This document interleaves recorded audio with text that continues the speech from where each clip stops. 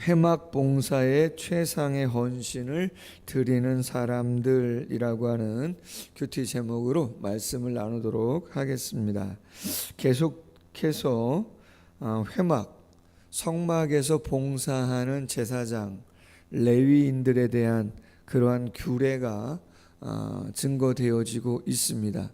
특별히 레위인들 가운데 게르손, 고한, 무라리 세 명의 아들들, 그 종족과 가문에 따라서 몇 명 정도 되는가 인원을 파악하고 있습니다. 근데 그 인원을 파악하는 게 조금 차이가 있습니다.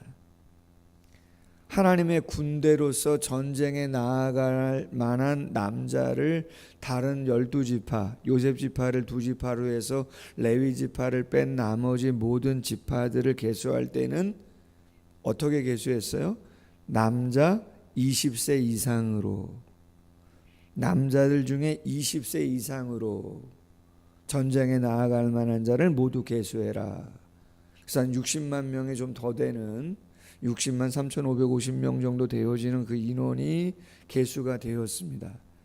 그런데 성막에서 하나님의 제사를 위해서, 예배를 위해서 수종드는 사람의 수를 계수하라고 할 때는 20살부터가 아니고 30세부터, 그리고 어르신들까지 이렇게 되어 있지 않아요. 50세까지, 20세에 걸쳐서, 그렇죠? 30세부터 50세까지니까 20년, 그 20세에 걸쳐서 봉사할 수 있는 사람의 수를 계수해라, 그렇게 되어 있단 말이에요. 그래서 고핫 자손, 게르손 자손, 무라리 자손을 합쳐서 8,580명 정도 되어지는 인원이 계수가 되었다, 그렇게 오늘 본문에 이야기합니다. 그럼 오늘 본문을 통해서 한번 묵상해 볼 수 있는 게 뭐냐? 오늘 큐티 제목이 그렇게 되어 있잖아요. 회막 봉사에 최상의 헌신을 드리는 사람들이라는 거예요. 우리 여기 장로님, 권사님들 다 계시고 성도님들 계시는데, 인생에 가장 아름다웠던 시간이 언제였을까? 다 나름대로 다를 수 있겠죠. 그러나 인생의 연수가 70이라고 보고 간 거라면 80이라고 하는 것이 성경에 나와 있는 기본적인 이야기라고 한다면, 그렇지 않아요? 지금은 100세 시대니 120년을 사니 이야기를 하더라도 그럴 수 있는 거 아니에요? 김영석 교수님은 지금 105세인가 그러신데, 당신의 인생을 되돌아보니 가장 아름다운 시간은 60세부터였다. 60세부터 75세까지가 당신의 인생의 가장 아름다운 시간이었다고 그렇게 이야기하시더라고요, 책 속에서. 그러나 보통 우리가 생각해 보면 인생의 연수가 70이고 강건하면 80이라고 한다면, 오늘 본문에 나와 있는 그렇지, 그때가 가장 혈기가 왕성하고 어쩌면 준비되어서 뭔가 올인할 수 있었던 그런 시간이 아니었겠는가 하는 것이죠. 군대에 갈 수 있는, 전쟁에 나아가는 거는 20살 때부터인데, 회막에서 하나님의 영광을 위해서, 제사를 위해서 헌신하는 거는 30세부터다. 그리고 50세까지다. 민수기 8장 24절에 보면 25세 이상으로 되어 있습니다. 오늘 본문은 30세부터라고 되어 있지만 8장 24절에는 25세부터라고 되어 있단 말이에요. 그럼 뭔가 차이가 있는가? 학자들은 이야기합니다. 수습기간이다. 견습생, 인턴, 그 시간을 보내고 있는 거다. 어떤 이야기입니까? 조금 더 엄격한 기준을 가지고 회막에서 봉사할 수 있도록 하나님께서 그러한 시간들을 허락하시는 거다. 홈리와 비느하스가, 그렇지 않아요?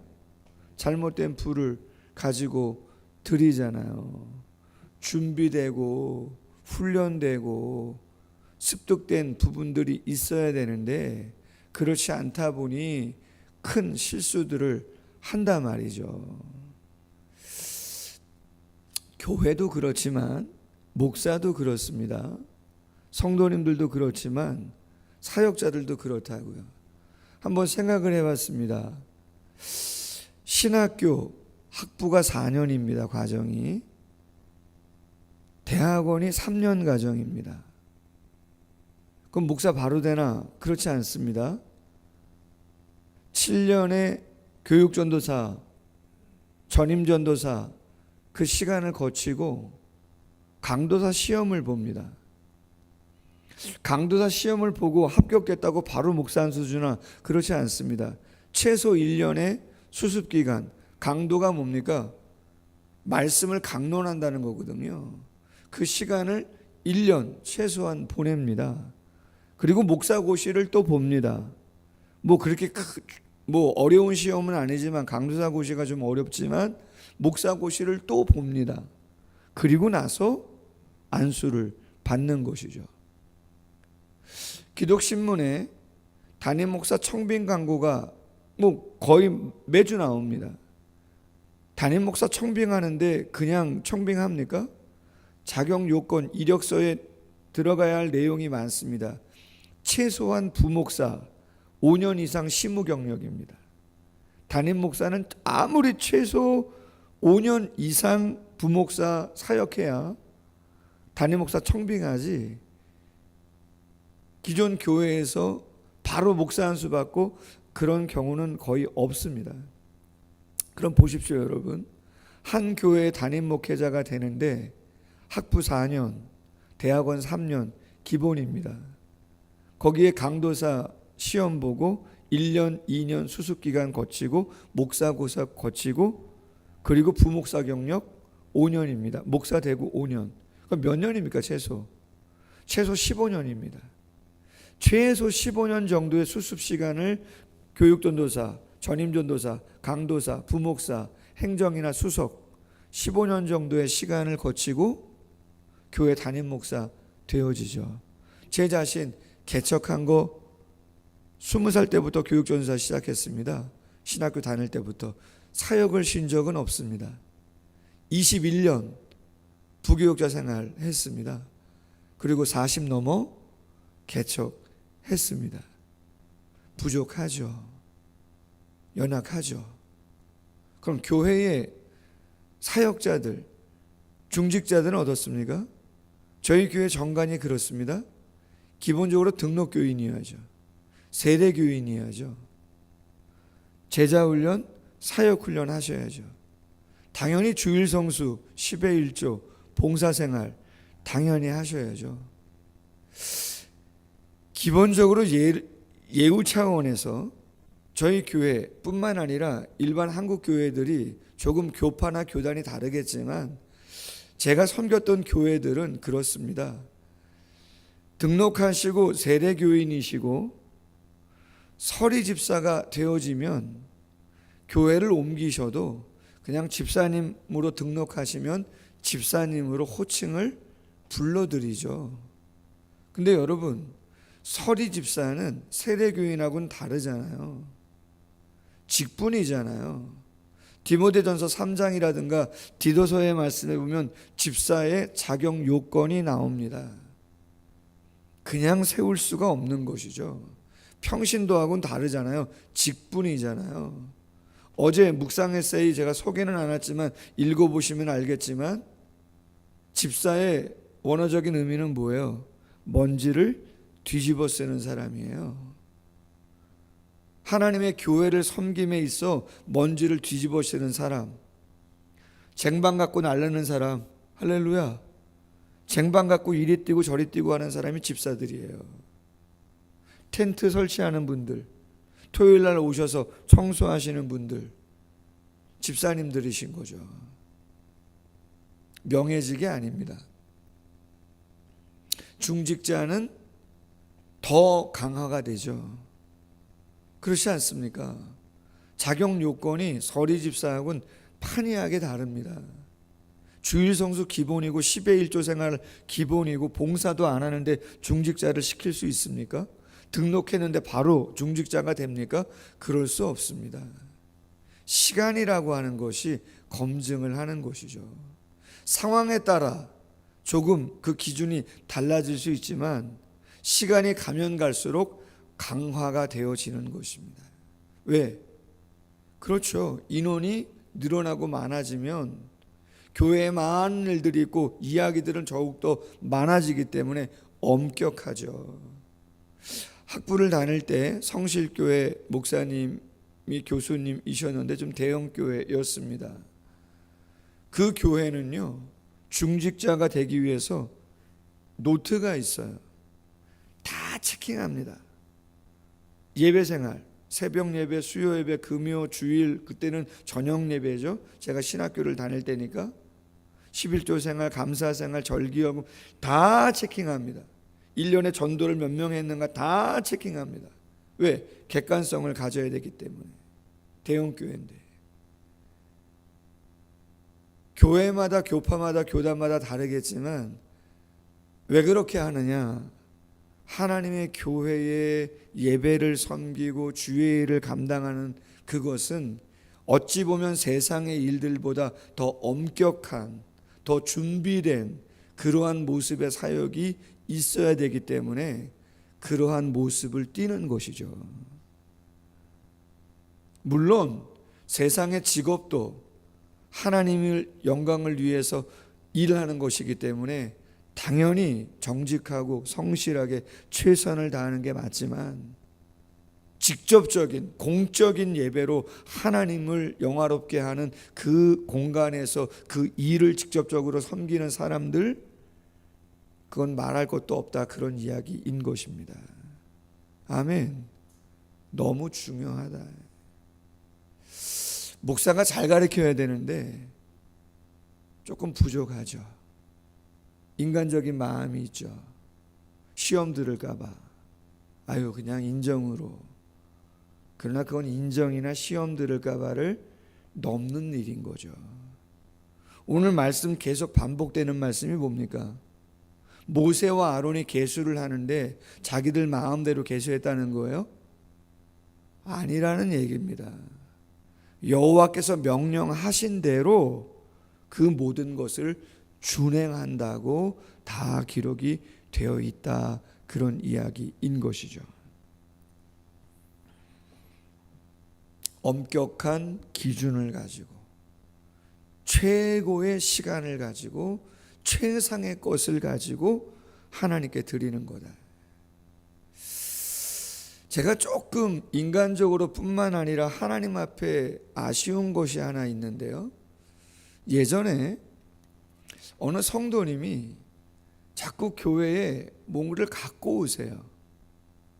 근데 화분 종류를 갖고 오세요.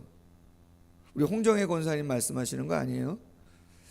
근데 어느 분이 뭔가를 갖고 오는데 자꾸 아파트에 내다 놓은 거 있잖아요. 재활용하시라고 내다 놓는 것들이 있잖아요. 근데 그 중에서 꼭 뭐 화분 종류들을 갖고 오세요. 아주 오래전 일입니다. 수년 전 일입니다. 뭐 직접적으로 제가 얘기는 안 합니다. 솔직히는 한 적도 없고. 근데 좀 마음이 그렇더란 말이죠. 당신이 보시기에 좋아 보였고 괜찮이 쓸만하니 뭐 교회에 좀 갖다 놔서 해도 좋겠다는 생각을 하실 수 있겠죠. 좋은 마음이셨을 거를 저는 이해합니다. 그러나 하나님 앞에서 봤을 때는 좀 아쉽지 않았을까? 제 마음이 그런데 비싸다 이런 얘기가 아니고 하나님이 왜 초태생을 받으시냐? 왜 장자를, 레위인을 당신이 받으시냐? 왜 첫 것을 받으시려고 하시느냐? 왜 첫 열매를 원하시고 초태생을 원하시느냐? 의미가 있는 것이죠. 가장 먼저 새 것을, 귀한 것을 하나님께 드리는 거예요. 대학 가고 나서 봉사하겠습니다. 취직하면 봉사하겠습니다. 아이들 출가시키고 나서 하겠습니다. 지금은 직장인이 너무나 바빠. 제가 좀 여유 있을 때 하겠습니다. 다 뭐 하고 나서 여기도 하고 저기도 하고 여기도 써보고 저기도 써보고 다 하고 나서 남는 거 가지고 하나님 그런 거 원하시나?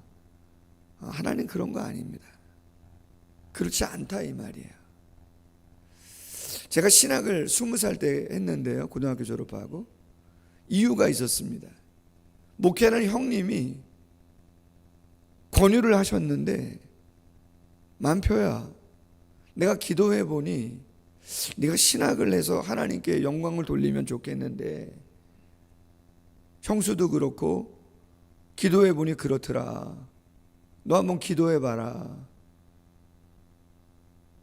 내 형은 좀 늦게 신학을 하지 않았냐? 너는 늦게 하지 말고 하나님 일 할 거 젊을 때부터 해라. 그리고 기도해보고 결정하라 그러시더라고요. 감사한 것 중에 하나가 그겁니다. 늦게 하지 않은 거. 가장 순수하거나 어릴 때, 지난 여전도에 헌신예배 오셨던 신동건 목사님 교회, 어제도 어느 분하고 거기를 좀 지나가게 됐었는데요, 여기 아파트 관계자 되시는 분들하고 식사하고 지나가게 됐는데요, 생각해 봤어요. 신대원 다닐 때 25살, 26살 때입니다. 모든 새벽 예배는 다 나갔고요, 기흥에서 천리까지입니다, 차 타고. 수요 예배, 금요 기도회, 모든 예배는 다 월요일 차량 운행, 수요 예배 차량 운행, 토요일 날 중고등부 청년부 예배 인도, 금요일 날 구역 예배도 하나 인도했어요. 신대원 끝나면 성가대 지휘하고요. 월요일 날은 새벽 예배 왔다가 다시 또 교회 가야 됩니다. 왜? 주일 날 출석하지 않은 분들 편지 우표 붙여가지고 30통 이상씩 다 매주마다 성도님들 가정에 보냈었어요. 성가대 지휘 끝나고 나면 주일날 집에 오면 10시 정도 됐었습니다. 새벽 3시에 일어나서 월요일날 차량 운행 나갔던 거죠. 가만히 생각해 보면 어떻게 그렇게 할 수 있었나? 20대니까. 그렇잖아요. 20대니까 공부하면서 그렇게 할 수 있었던 거 아니겠는가? 경제적으로는 전액 장학금을 허락해 주시고 사례비도 다른 시내에 있는 교회 어느 전도사보다 많이 주셨어요. 감사하죠. 근데 사역의 양을 생각해 보니, 와, 요새 전도사님들한테 아마 그렇게 하라 그러면요, 매일 새벽 예배 나오라 그러면 나오시겠어요? 나오라서 나간 것도 아니지만 그렇잖아요. 말씀을 맺습니다. 별 말씀이 아닌 것 같은데 30세에서 50세까지, 심지어 전쟁에 나가는 사람은 20살 때부터라고 되어 있는데, 하나님의 회막, 성막에서 섬기는 사람들은 30에서 50까지 수습기간을 거치게 되어 있다, 그런 얘기죠. 공적인 예배를 섬기는 자들, 하나님의 영광을 드러내는 자들이 어떠한 자세와 마음으로 어떤 시간을 드려야 하는가.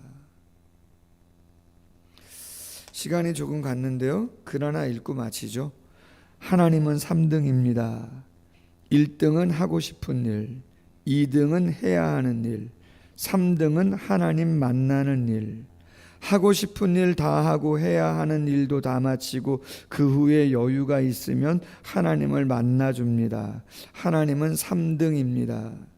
어려운 일이 생길 때도 하나님은 3등입니다. 내 힘으로 한번 해보고 그래도 안 되면 가까이 있는 사람에게 도와달라고 하고 그나마도 안 될 때 하나님을 부릅니다. 하나님은 3등입니다. 거리에서도 3등입니다. 내게 가장 가까이 있는 것은 내 자신, 그 다음은 내 마음을 알아주는 사람, 그 다음에야 저 멀리 하늘에 계신 하나님이십니다. 하나님은 3등입니다. 그런데 하나님께 나는 1등입니다. 무슨 일이 있어도 내가 부르기만 하면 도와주십니다. 내가 괴로워할 때는 만사를 제쳐놓고 달려오십니다. 아무도 내 곁에 없다 생각될 때는 홀로 내 곁에 오셔서 나를 위로해 주십니다. 나는 하나님께 언제나 1등입니다. 나도 하나님을 1등으로 생각했으면 좋겠습니다. 만사를 제쳐놓고 만나고 작은 고비 때마다 손을 꼭 붙잡는 내게 1등으로 가까이 계신 하나님이시면 좋겠습니다. 내게 1등이신 하나님을 나도 1등으로 모시고 싶습니다. 기도하겠습니다. 하나님 아버지, 하나님의 성막을 섬기는 자들 결코 쉬운 일이 아닙니다. 광야입니다. 불기둥 구름기둥이 움직일 때마다 그 무거운 법궤를, 번제단을, 여러 가지 성막의 기구들을, 기둥들을, 발판들을, 그 무거운 가죽들을 어깨에 메고 협곡을, 강을, 산을 넘어야 하는 고된 일들입니다. 30세에서 50세까지 전쟁에 나아가는 사람들보다 더 엄격한 기준을 가지고 뽑으라 하셨습니다. 최상의 시간을, 인생의 가장 황금 같은 그 시간을 하나님께 온전히 드리라고 하나님이 그렇게 그들을 계수하라 말씀해 주셨습니다. 당연히 우리에게 주어진 일들을 세상 속에서 정직과 성실로 최선을 다하여 감당해야 합니다. 하물며 공적으로 하나님께서 정해놓은 시간, 정해놓은 장소에서 하나님의 영광을 드러내는 그 시간, 우리가 어떤 마음과 자세로 그 시간을 감당해야 하는가, 오늘 본문 속에서 무엇을 묵상해야 되는가를 다시 한번 마음에 담을 수 있도록 주께서 은혜를 베풀어 주시옵소서. 실수할 때도 있고 부족할 때도 있습니다. 주께서 다 아십니다. 긍휼히 여겨주시고 말 한마디, 행동 하나하나 그 모든 것이 내가 어떻게 주님을 드러내고 있는가, 그 누군가에게 이야기하기보다 주님께 이야기하고 있는 것임을 절대로 잊지 않도록 하나님 앞에서 행동하는 것임을 신전의식을 분명히 갖고 감당할 수 있는 우리 모두가 될 수 있도록 주님 도와 주시옵소서. 오늘도 기도합니다. 어려움 속에 있는 영혼들을 위하여 중보기도 할 때에도 주께서 꼭 함께 하셔서 너무 힘들지 않도록 주께서 은혜 위에 은혜들을 베풀어 주시옵소서. 감사하며 예수님의 이름으로 기도하옵나이다. 아멘. 계속해서 기도합니다.